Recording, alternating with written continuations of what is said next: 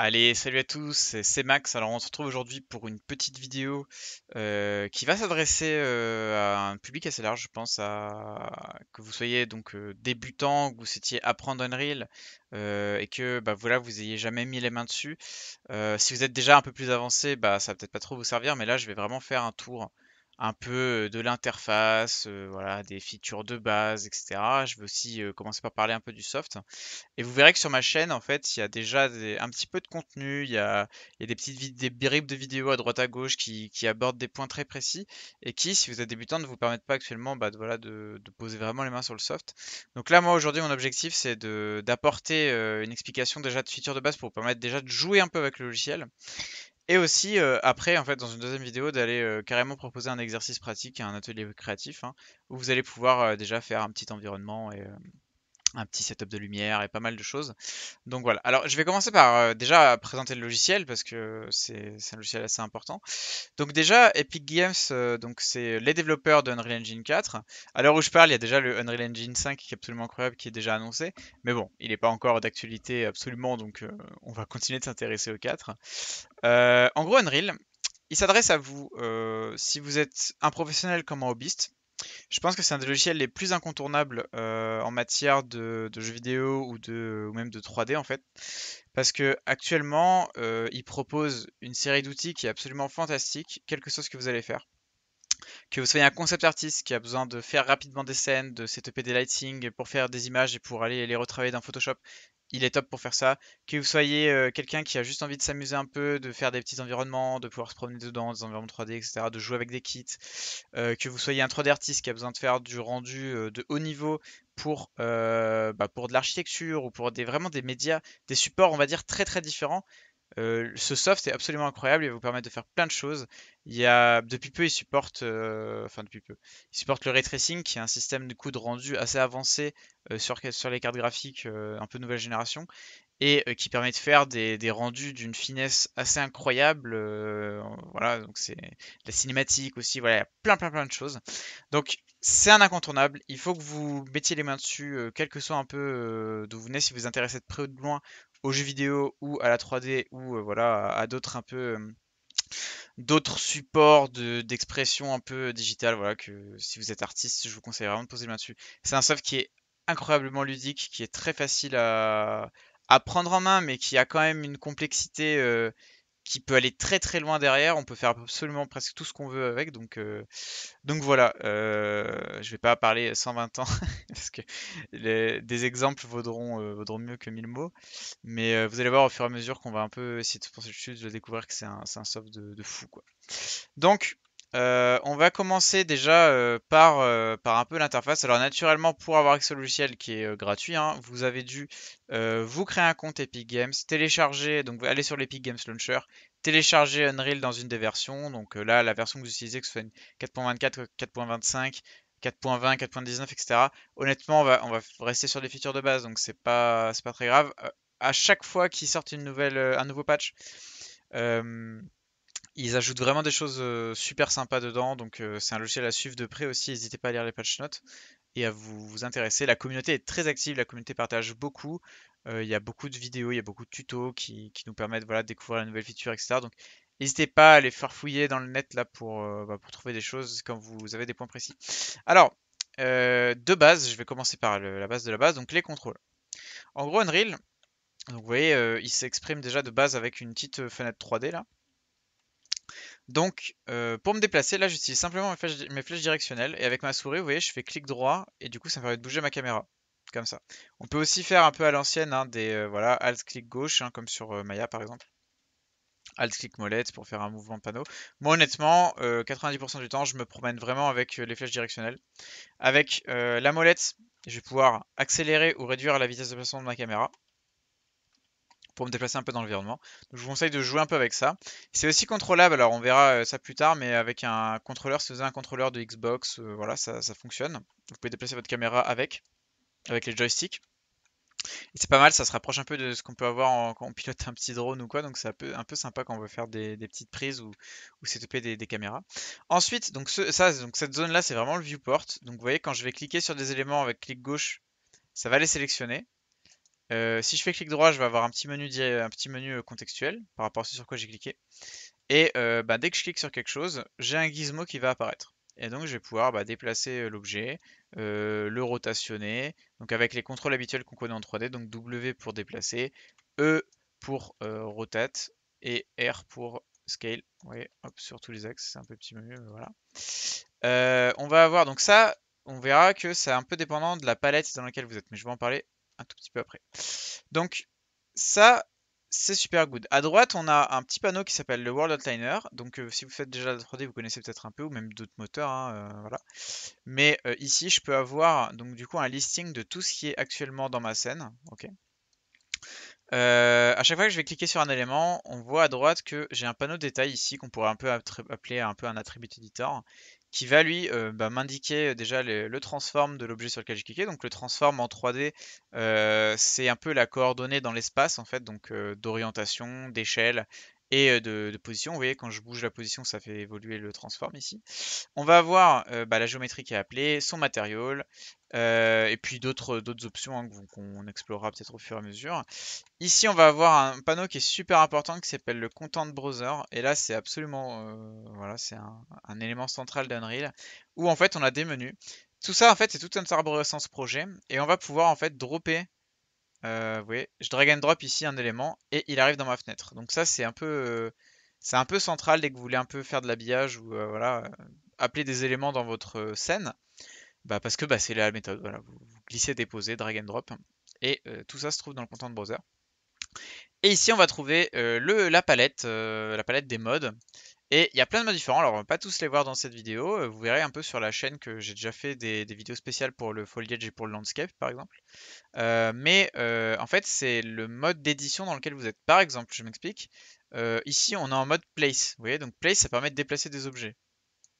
Par exemple, là, vous voyez, j'ai une petite liste de components. Donc, des components, c'est des objets de base, voilà, du moteur que je peux appeler, par exemple, un cube, par exemple, une sphère, etc. Que je peux appeler dans ma scène, mais aussi, bah, si je vais dans le panneau light, bah, j'ai les lumières, vous voyez. Ok, donc tout ça, c'est ici. Quand vous allez passer sur des modes un peu différents, par exemple foliage, ça sert à peindre de la végétation. Donc là, je peux plus déplacer les objets, vous voyez, si je clique gauche, ça marche plus. Par contre, j'aurai accès à des pinceaux. Et ça, je vous incite à vous reporter à la vidéo sur la chaîne qui en parle, parce que sinon, la vidéo là, si je repasse sur tout, ça va être beaucoup trop long. Cependant, on l'utilisera quand même dans l'exercice qu'on va faire juste après, enfin en partie 2 de cette vidéo. Voilà, après en haut il y a le menu. Donc un menu somme fois assez classique, hein, on peut sauvegarder, voilà, on peut accéder aux paramètres du projet, à voilà, différentes choses, à différents modules dans Unreal, donc qu'on découvrira un peu au fur et à mesure. Donc voilà. On a ici les files, donc enfin un menu plus classique, hein, mais voilà, file, edit, window, etc. Donc window c'est pour aider, ouvrir des fenêtres. Par exemple, si je veux ouvrir un deuxième content browser, bah, vous voyez, je peux aller sur ici, content browser 2, hop, le prendre. Et tout ce qui est dans Unreal est un peu modulaire, donc enfin modulaire. Vous pouvez prendre en fait les éléments d'interface et venir par exemple coller la fenêtre à un autre endroit. Donc ça permet à l'utilisateur de bien customiser en fait son environnement de travail pour avoir quelque chose qui reste bah, tout le temps ergonomique et qui du coup bah, vous permet de travailler convenablement. Donc actuellement on va pas trop éditer, on va rester un peu dans le paramètre de base, quand même, enfin dans la setup de base, ce sera plus simple pour le tuto et au moins on s'habituera à tout ça facilement. Donc qu'est-ce qu'on peut découvrir dans Unreal? Alors, il y a une première chose sur laquelle je vais un peu m'attarder, c'est la navigation un peu dans ce content browser parce qu'elle est vraiment importante. Donc en gros, le content browser, c'est une sorte de, si vous voyez, si je fais clic droit Show in Explorer, je vais trouver en fait ici toute la construction un petit peu de mon projet Unreal. Donc en fait, quand vous avez créé votre projet Unreal, vous l'avez enregistré à un certain endroit de votre ordinateur.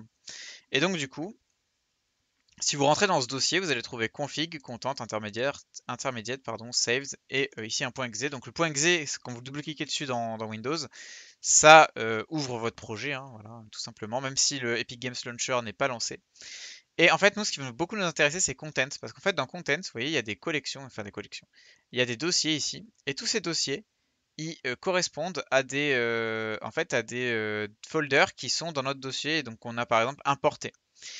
Donc par exemple moi, si je regarde là, j'ai un truc qui s'appelle Starter Content. Donc si quand vous avez créé votre projet, vous avez coché la case ajouter Starter Content, vous allez vous retrouver vous aussi avec le Starter Content. Donc en fait, si je regarde ici cette arborescence, donc là moi je vais cliquer à gauche dans mon Content Browser dans Starter Content. Alors si vous voyez pas le petit menu comme moi, il faut cliquer sur la petite languette qui est ici, d'accord?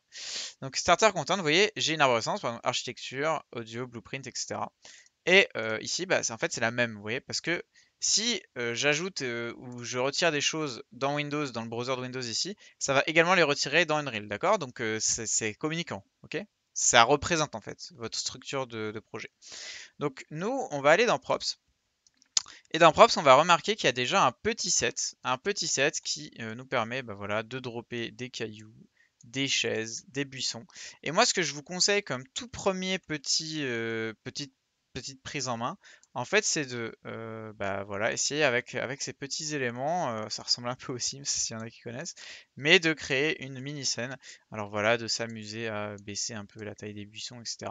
Généralement, on commence par là parce que bah, c'est la chose la plus simple et de toute manière, bah, il faut bien commencer quelque part. Donc là, moi, je vais supprimer un peu ce qu'il y a là. On va pas hésiter aussi. Alors, déjà, ce qu'on remarque, c'est qu'on peut dropper des objets. Ok? On peut dropper des objets, des portes, il y a plein de choses. Ce qu'on peut aussi faire, c'est dropper des matériaux. Vous voyez, dans l'onglet ici, Starter Content, j'ai un dossier qui s'appelle Material. Donc, je vais aller le voir.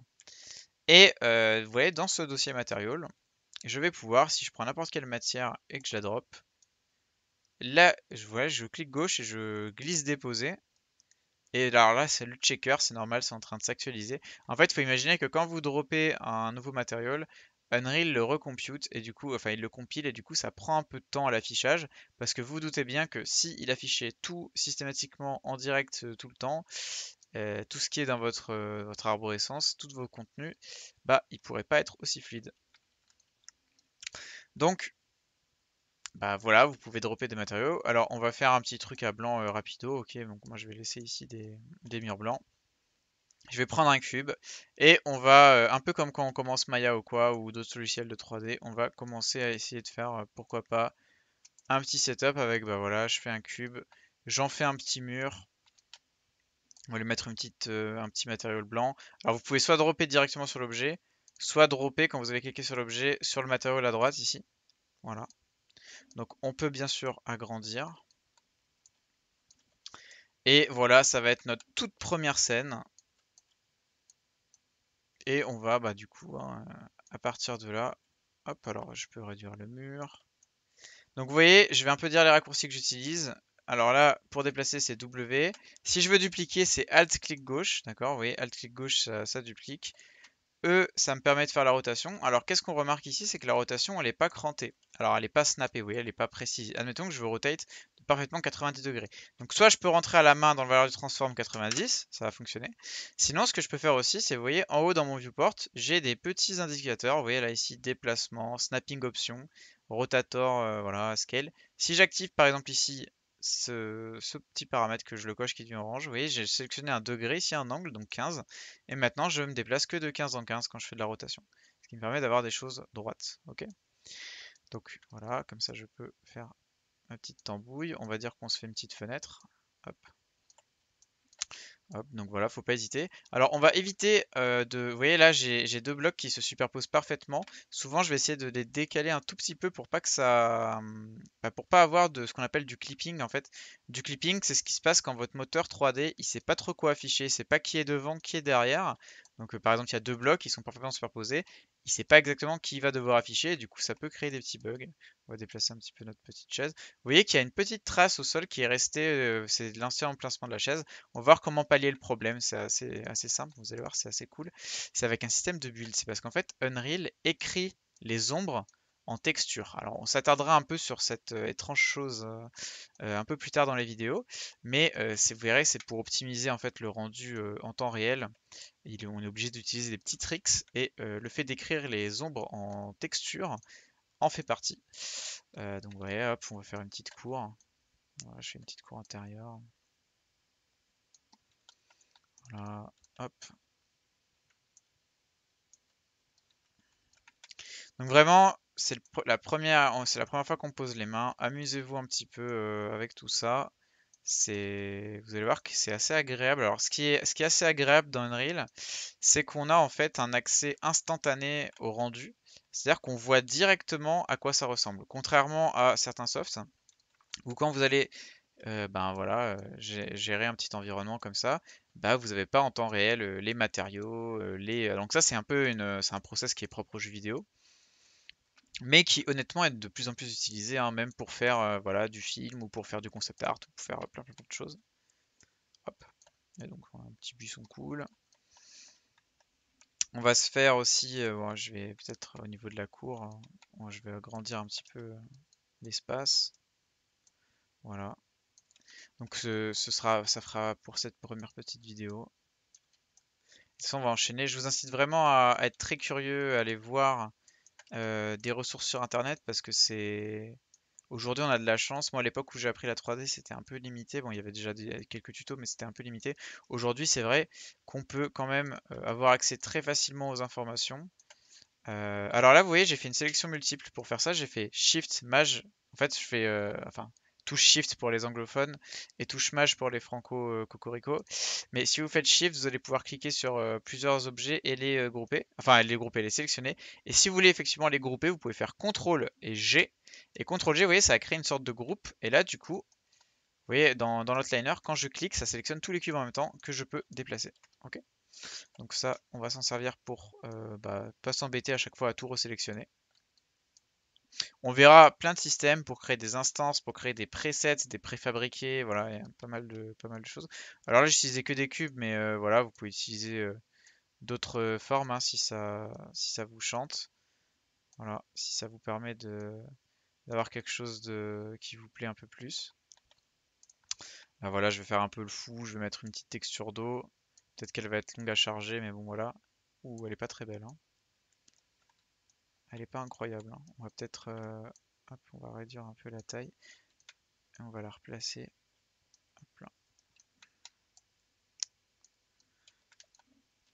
Donc naturellement, si vous avez des questions, si vous avez des choses là que je fais qui sont pas très claires et que vous n'arrivez pas à reproduire, vous écrivez un commentaire, j'essaierai bien sûr de vous répondre. Quand on va jouer comme ça avec des formes très simples pour assembler une petite scène, essayez de toujours penser un peu au dénivelé en fait, au fait que les formes sont plus intéressantes quand bah, il y a de l'altitude en fait un petit peu dans ce qu'on fait. Elle est pas parfaite cette eau, hein. Hop. Ouh là là. Ouais, celle-là elle est un peu plus sexy. Hop.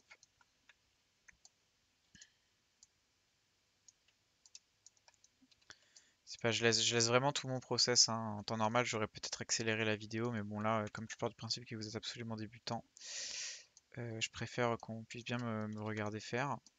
On peut renommer, alors vous voyez là, je ne l'ai pas fait depuis le début, mais par exemple cube 18 là, alors en fait quand renommer les objets en 3D, à quoi ça sert? Bah, ça sert à s'organiser un peu plus facilement quand on va faire quand on va faire en fait quand on va avoir retrouvé facilement des informations. Il faut imaginer que dans des scènes de jeux AAA ou voilà, un peu complexes, des fois vous pouvez avoir des milliers et des milliers d'objets dans une scène. Et pour les retrouver, on peut utiliser leur nom. Et donc, voilà, si je veux renommer mon cube là, 18, je peux cliquer dessus. Et vous voyez ici dans le détail, j'ai son nom. Donc, je peux l'appeler support boule par exemple. Tac. Et donc, maintenant, dans l'outliner, il s'appelle support boule. Et donc, du coup, il a un nom un peu différent, ce qui va me permettre de le localiser au mieux, quoi. Donc, c'est assez cool. Alors, ce que je suis en train de faire là, ça peut déjà vous servir en fait en cas pratique concret à par exemple designer, si vous êtes game designer par exemple, faire des petits level design mais très simple. C'est-à-dire que plutôt que de travailler votre level design sur un bout de papier avec un crayon ou sur Photoshop ou sur n'importe quel logiciel qui vous sert à faire habituellement votre level design, vous pouvez déjà vous marrer à créer des environnements qui au moins sont déjà en 3D. Ça veut pas dire qu'on va pas pouvoir les habiller plus spécialement et tout. Vous voyez que déjà en jouant en fait avec des blocs, en jouant avec des blocs très simples, je peux aller assez loin quand même. Et je peux déjà exprimer, on va dire, ce qu'on peut appeler un design d'espace en fait. Ok? Un petit design d'espace. Donc faut pas hésiter, voilà, on peut. Alors pour l'instant on n'a pas accès à beaucoup d'objets, mais vous verrez qu'on ira chercher quand on fera l'exercice un petit pack qui s'appelle Infinity Blade Grassland. En fait, Epic Games met sur sa plateforme de nombreux de nombreux outils, enfin de nombreux kits d'objets à disposition. Et souvent, bah, ces kits d'objets, bah, déjà ils sont gratuits, et en plus ils vous permettent d'explorer un peu des thèmes différents. Vous voyez, des kits qui sont plutôt sci-fi, il y a des kits qui sont plutôt médiéval, orientés médiéval fantastique. Enfin voilà, il y a pléthore de ressources. Et du coup, bah, faut pas hésiter à les télécharger, à les essayer. Chaque mois, Unreal met à disposition sur son site plus voilà, quelques kits de ressources qui habituellement sont payants, mais qui là bah, sont distribués de manière gratuite. Donc ça c'est pareil, hein, faut pas hésiter, faut aller voir. Ça vous permet de compléter votre bibliothèque au fur et à mesure que vous utilisez Unreal, et du coup bah, d'être de plus en plus armé pour répondre un peu à des styles différents. Donc voilà, faut pas hésiter. Ah oui, je crée un petit dénivelé. Bon, je vais m'arrêter là un peu pour cette vidéo parce qu'on va pas me regarder 120 ans faire ça. Et on va se retrouver assez vite pour la suite où là on va carrément bah voilà, essayer de se faire un petit environnement peut-être un peu plus travaillé, voilà, qui raconte plus quelque chose et qui fait appel peut-être à un peu plus d'outils. Mais ça voilà, on a une petite base. Comment on sauvegarde? On sauvegarde en faisant File, Save All. Alors pourquoi Save All? Parce que pourquoi pas juste Save Current, etc. Save All, au moins ça sauvegarde tout. En fait, vous verrez que dans Unreal, il y a quand on double-clique sur certains éléments, par exemple là, si je double-clique sur ma SM Chair, ici, là, sur cette icône, ça m'ouvre un menu. Et en fait, vous voyez que là, j'ai un bouton sauvegarde. En fait, il y a des boutons de sauvegarde un peu partout. Par exemple, quand on édite un matériau, on peut sauvegarder que le matériau. Quand on édite une géométrie, on peut sauvegarder que cette géométrie. On peut sauvegarder que le level. Enfin, il y a plein de choses, qu'une séquence, ou que voilà. Donc, Save All, au moins, ça sauvegarde tout. Vous êtes sûr que vous avez correctement archivé votre progress. C'est pas très logique de mettre la table en face de l'entrée. Je vais la déplacer. Mais du coup, voilà, voilà comment on fait. Et pour les petits problèmes d'ombre qui restent au sol ici, qui peuvent vous déranger, en fait, il faut faire ce qu'on appelle un build. En fait, en gros, quand on va cliquer sur build, Unreal va charger et il va recalculer en fait un petit peu toutes les ombres qui sont dans notre scène pour les réécrire. En fait, il va réécrire ça sur le sol et du coup, ça va nous permettre d'avoir un éclairage qui sera bah, un peu plus cohérent. En fait. Et on va faire ça à chaque fois qu'on veut un peu, voilà, on a avancé, on veut finaliser, un peu archiver notre progression sur notre projet. Et ben on fait un petit build. Alors généralement les builds sur les très grosses scènes, on les fait, par exemple moi je les fais quand j'ai des très très grosses scènes où j'ai des builds qui peuvent durer par exemple 8 heures des fois de calcul, bah je vais les faire pendant la nuit en fait, j'essaie de les timer pour que ça empiète pas trop sur mon temps de travail. Donc là vous voyez j'ai cliqué sur build. Pour expliquer rapidement ce qu'il est en train de faire, donc il a lancé un petit logiciel qui s'appelle SwarmAgent. Et en fait, il va faire ça, regardez, exporting scene, light mass starting, emitting photon, collecting photon, processing mapping, exporting result. Pour les néophytes de néophytes, ça peut peut-être être totalement du chinois ce que je suis en train de vous raconter. Mais en gros, il exporte la scène, il regarde quels sont comment est configurée en fait la lumière, il émet les photons, il regarde où il se pose, et en fait, il interprète ça en écrivant ces informations en texture sur les objets. Et vous voyez que ici, du coup, hop, donc le build est fini. Et vous voyez, les petites traces noires ont totalement disparu parce qu'on a contrôlé la lumière. Par contre, on remarque bah, voilà, qu'il a pris en compte les nouveaux éléments que j'ai mis. Par exemple, là, vous voyez les poutres, hop, bah, elles s'écrivent en nombre. Donc, si je déplace une poutre, est-ce que... Donc là, il y a un petit côté dynamique, mais vous voyez, il y a une partie qui reste écrite. Donc, faut faire attention. Bon, voilà. Ça vous fait un premier petit set d'outils pour commencer à vous amuser avec Unreal. Donc j'espère que ça vous a plu et surtout on se retrouve très bientôt pour de nouvelles vidéos. N'hésitez pas à laisser des petits retours et surtout à poser vos questions si vous en avez. J'essaie de créer du contenu de manière un peu hebdomadaire pour que vous ayez des choses à vous mettre sous la dent régulièrement. Mais du coup, eh ben, je vous dis à très bientôt et n'hésitez pas à me partager aussi ce que vous avez fait, hein. Si vous avez fait un petit setup et que vous en êtes content, n'hésitez pas à me le partager. Voilà. Allez, à très vite. Salut, c'était Max.